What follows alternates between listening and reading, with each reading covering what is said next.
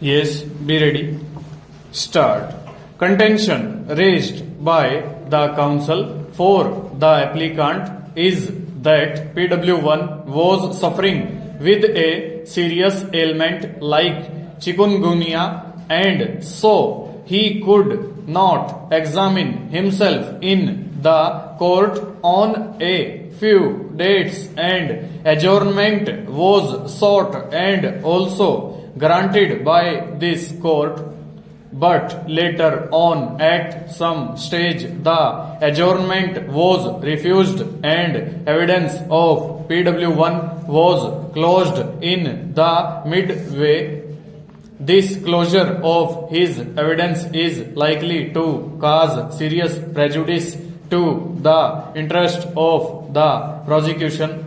Another submission is that the statement of PW2 also appears to have been misplaced, and in place of it some carbon copy is said to have been kept on the record, and that also speaks about the high irregularity which has crept into the proceedings, and in that regard the statement of PW2 needs to be recorded again, but the presiding officer seized with the matter is not acting in accordance with law. Therefore, the proceedings should be transferred to any other court.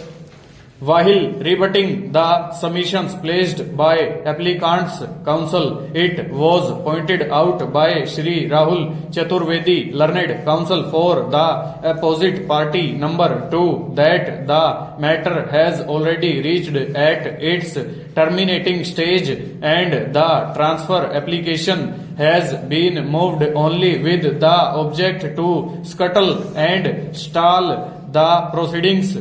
Moreover, if the applicant felt aggrieved by any of the orders passed by the courts below, they should have been challenged before the superior court, which has not been done so far, and instead of challenging the judicial orders passed by the court below in a superior court, the applicant has jumped the gun and chose to move the transfer application, which does not appear to be a justifiable course.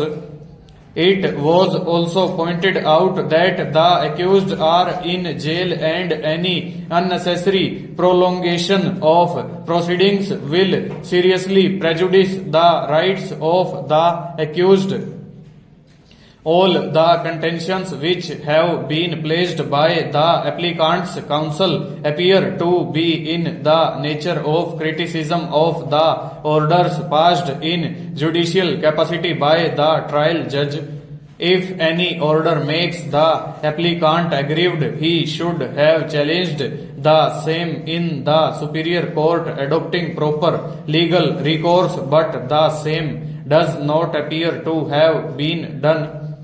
A judicial officer may pass a correct order and may also pass an incorrect order. That is how and that is why superior courts come into play, to look into the correctness of the subordinate court's order and then pass appropriate order with regard to the same. Different courts, like the courts of revision, the courts of to entertain applications under section 482 CRPC, the courts to exercise powers to issue writs, etc., with separate jurisdictions have been carved out to exercise such respective jurisdictions in the High Court. But passing of the incorrect orders, even if it is presumed that the same has been done, does not constitute a legitimate ground to transfer the trial. Full stop. Over.